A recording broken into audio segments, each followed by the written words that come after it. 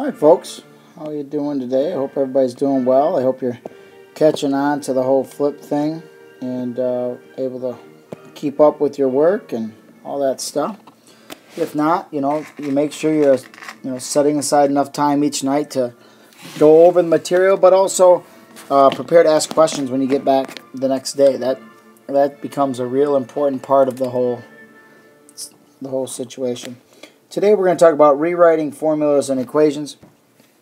And when we talk about the word formula, we are really talking about things like the circumference formula or the volume formula. It usually relates to or more quantities, and they're generally represented by variables.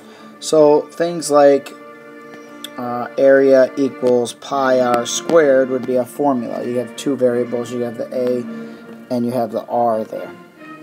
And then when it asks you to solve for a variable, currently this one right here is solved for a. A is by itself. If I wanted that to be solved for r, I would have to divide both sides by pi. So I would have a over pi equals r squared, and then I would square root both sides, and it would be solved for r.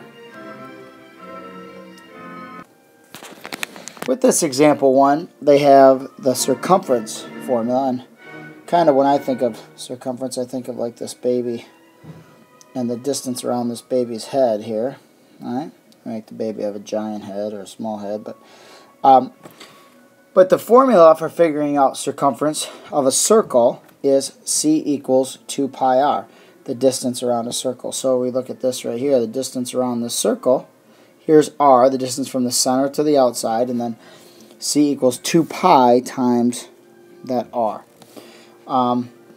So it says, first solve this for r. All of them are going to ask you the same method and the same pattern every time. They're going to have you solve for a variable, and then they're going to have you figure out the value.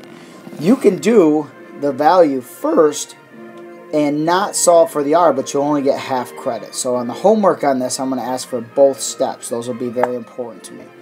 So to solve for r, to get r by itself, I'm going to divide both sides by 2 pi, and so r is going to equal c over 2 pi. If I can make my pi small, c over 2 pi. So if r equals c over 2 pi, then if I put 26 in for c, I get 26 over 2 pi. And 26 over 2 pi, if I put that into my calculator, I get basically 4. Okay, you go ahead and do the checkpoints. Alright, move this out of the way, move this out of the way. You go ahead and do the checkpoint here. And remember, your first step is to solve for c. Your second step is to find this answer. Okay, hopefully you paused it and you tried it. Obviously, I'll never know if you did that or you didn't do that. It'll just show up on your test grades, because if you take your time to do those, I guarantee you'll do better. So to solve for c, the first step here would be to subtract 32 on each side. F minus 32 equals 9/5 c, and then I'm going to multiply both sides by 5/9. The whole thing by 5/9. So it's going to look like that. The 9/5 and the 5/9 will cancel out, and now I have it solved for c. c equals 5/9 f minus 32, and that is exactly the formula we use to convert something from Fahrenheit to Celsius. So if I have 85 degrees Fahrenheit, I put 85 degrees in for f. I put 85 degrees in for f, and I figure this whole thing out, end up getting c equals about 30 degrees. So the question is, what's hotter, 85 degrees Fahrenheit or 30 degrees Celsius? And hopefully you know that we just converted those things and they're the exact same temperature. Alright, here in example 2, the formula we have is area equals length times width, and that means the width times the length of a square or rectangle will give me the area of that figure. So we have then find the length of the rectangle given a width 11 and an area 187, but the first question was solve for L. So to solve for L, I'm going to divide both sides by W, and I get L equals A over W, where A is 187 and W equals 11. Well, 187 divided by 11 is 17. Okay, so I had two parts.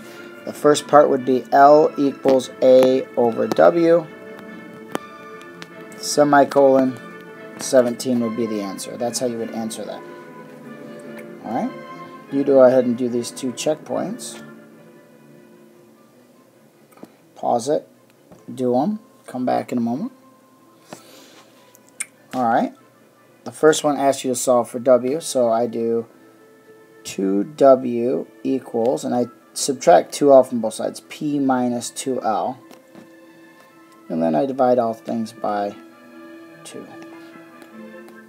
I get W equals P minus 2L all over 2. And the next step would then be to substitute 9 in for your L and 32 in for your P. And if you do that correctly, you'll end up with 32 minus 18, which is 14, divided by 2, and you should have gotten 7. Hope you got 7. And on number 3 here, you should get 4.5 hours. So hopefully you got those. And on our last page of 1.4, we're looking at example 3 here. And example 3 kind of goes away from formulas and just starts talking about linear equations. And when we talk about linear equations, this is written in standard form, and essentially we want to put this into slope-intercept form. So we're going to get y by itself. My first step then would be to subtract 5x from both sides. Subtract 5x from both sides. And then divide everything by -4. So I end up with -9 over 4 plus 5x over 4, and because the 4 was negative and the 5 was negative, the negative and negative made a positive. So I divided both sides by -4. So I had it solved for that. If I rewrite it here to 9/4 and 5/4, and I put a -3 in there, when I multiply it out, I end up with -6 for an answer. Okay. Let's take a look at example 4. Example 4 is the same thing I have solved for y, but this one is a little bit more tricky. So let's get a little more space for this one. This one here is, it has a y in both of them. You see that y in both of those? 8y plus xy. And I'm trying to solve for y. How do I get just one y out of there if I have two of them? And what I want to do is do a reverse distributive property, basically. I'm going to take a y out of both of them. Call it 8 plus x equals 10. Now, you'll notice if you took the y and went whoop, whoop, can I get a whoop, whoop? Back in there, it'd be 8y plus xy. So it works if I pull it in or take it out. Okay? So right here I have an 8 plus x times y. They want to put the y on the right. I put it on the left. Didn't matter. And then I'll divide each side by 8 plus x because that is an entire factor. Now I'll put x equals -6 right here. So 8 plus -6, well, that's 2. 10 divided by 2 is 5. So my answer is 5. So first I gave the formula. Second I gave the answer. Okay, you guys take a crack at those two right there. Pause it. Pause it. And then we will give you the answer here. The first one is going to be y equals 7 minus 3x with an answer of -5. And if you didn't get that, double check. Make sure you did everything right. Remember, you were solving for y, so you subtracted 6x, and then you divided everything by 2. On number 5 here, this is that one where they both have a y in them. So you really have to take a look back at example 4. But hopefully your first step was to call this 3 minus 4x times y equals 26. So you ended up with y equals 26 over 3 minus 4x. And when I put 4 in there for the x, I ended up with a negative 2 for an answer. Okay, so that's a two-part solution. And that's section 1.4.